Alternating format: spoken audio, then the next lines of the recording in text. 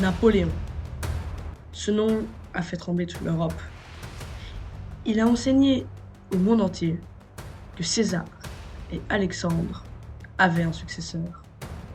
Véritable génie militaire pour certains, tyran pour d'autres, Napoléon a su s'imposer dans les annales de l'histoire.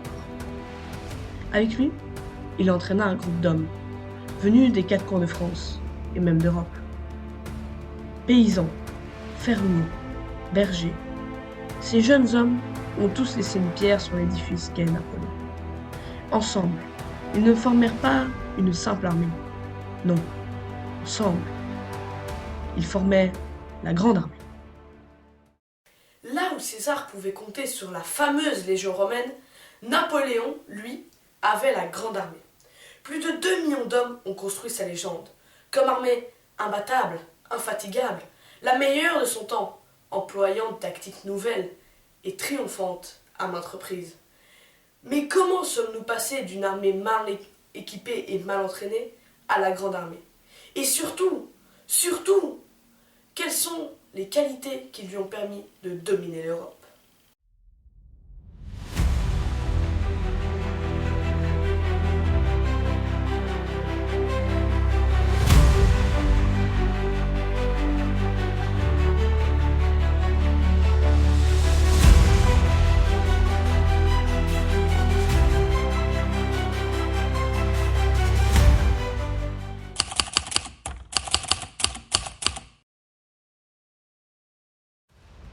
La Grande Armée a apporté bien des innovations tactiques et stratégiques. Ces innovations ont chamboulé l'art de la guerre au XIXe siècle. Mais comment ont-elles vu le jour? Nous sommes en 1792 et l'Assemblée, fraîchement créée, vient de déclarer la guerre à l'Empire des Habsbourg. Mais se pose alors un problème que les députés n'avaient pas vu venir. La Révolution a profondément désorganisé l'armée française. Les soldats désertent en masse, et dans certains cas, ils tuent même leur général. Bref, cette armée-là n'est pas prête. Elle n'est pas prête pour affronter les puissances européennes qui ont juré la disparition de la République. Alors on se hâte, on recrute, on réorganise, mais le temps est limité.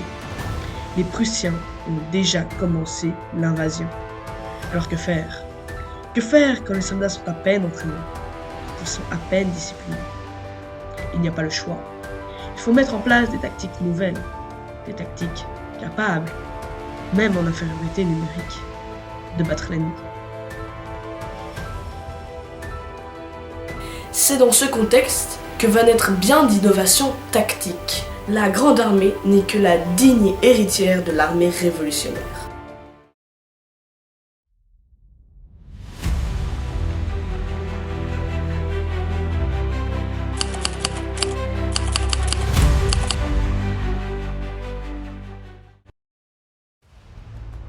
C'est donc dans le contexte que nous venons d'énumérer que va apparaître certainement le meilleur atout de la Grande Armée. Sa plus grande force, le système divisionnaire. La Grande Armée est alors divisée en 7 corps, supervisés par un maréchal. Le corps d'armée est lui-même divisé en 2 à 4 divisions, soit 25 à 30 000 hommes chacun. A contrario, avec les armées des puissances européennes, elles avancent en un bloc compact, un bloc lent qui passe de ville en ville pour écraser l'ennemi. Léon Tolstoï, célèbre écrivain russe, comparait l'armée russe au mécanisme d'une montre. Tout est calculé, tout est millimétré. Quand on voit ça, on comprend alors que le corps d'armée correspond avec une autre stratégie de Napoléon, la vitesse. Vitesse qui a de nombreuses fois fait gagner des batailles. Le corps d'armée voyage donc léger. Pas de nourriture, pas de tente, que des canons de campagne. Pour les vivres, on compte sur les habitants. Ferdinand Joseph Linard, soldat de la Grande Armée, écrit « Nous fûmes logés et nourris chez les habitants, qui devinrent en quelque sorte nos domestiques. Cependant, on nous donna l'ordre de ne rien exiger d'eux, de force, et que ceux qui se rendraient coupables de vol ou qui maltraiteraient les habitants seraient punis de mort. Cette stratégie permet une grande vitesse, bien qu'elle rende la Grande Armée vulnérable à la pratique de la terre brûlée. La Grande Armée peut également compter sur un soutien indéfectible, un soutien qui vaut de l'or, un soutien d'une importance capitale, la population. Là où la Grande Armée passe, les habitants sont aux petits soins, car les soldats n'apportent pas que des affaires, des bardas.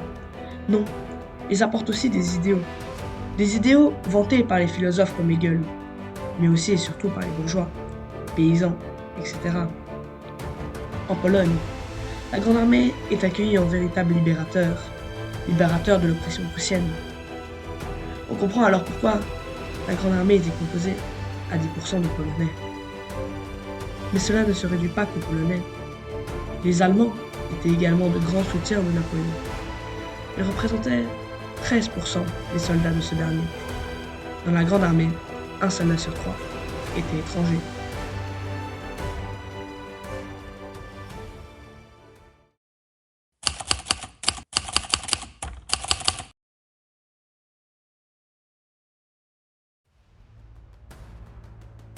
La présence de Napoléon galvanisait les troupes.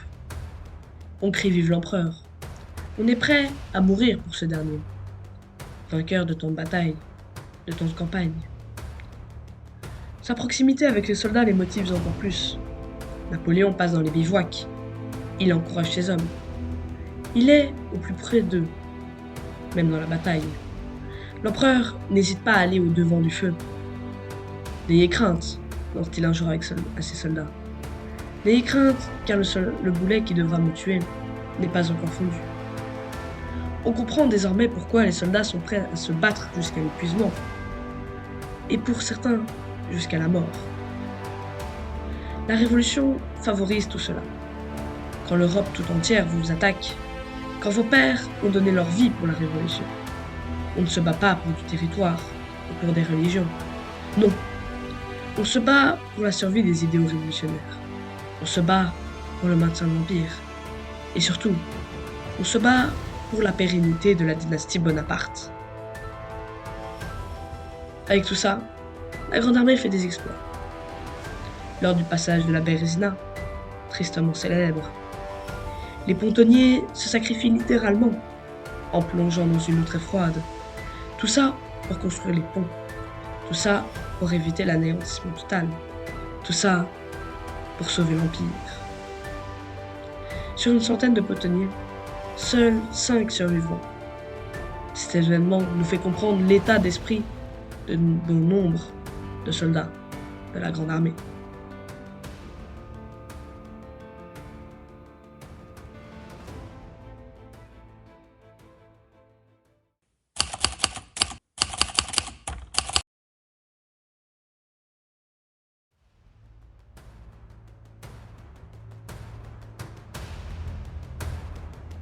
Bien que la Grande Armée présente des avantages tactiques, son commandement est également de grande importance. Évidemment, on pense en premier à Napoléon, ses stratégies innovantes et des victoires éclatantes. Il est clair que Napoléon et son esprit tactique ont été décisifs dans les campagnes de la Grande Armée. Mais il n'est pas le seul. La période révolutionnaire a doté la France de grands généraux.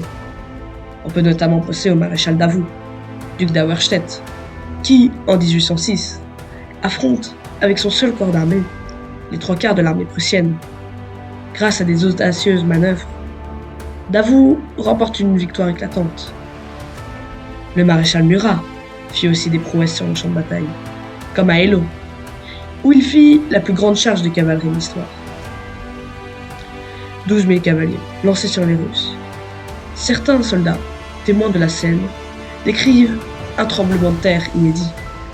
Plusieurs soldats adverses auraient fait des crises cardiaques en les apercevant. Et ce ne sont pas que des cas isolés.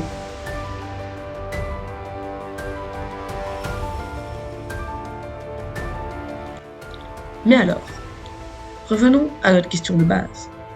Qu'est-ce qui a permis à la Grande Armée de dominer l'Europe? Après tous les points que l'on vient de voir, Essayons de dresser une synthèse. Déjà, une organisation parfaite, qui inclut des tactiques innovantes, telles que le corps d'armée, véritable révolution pour l'époque. Nous pouvons également ajouter que la Grande Armée bénéficie d'importants soutiens aux idéaux de la Révolution.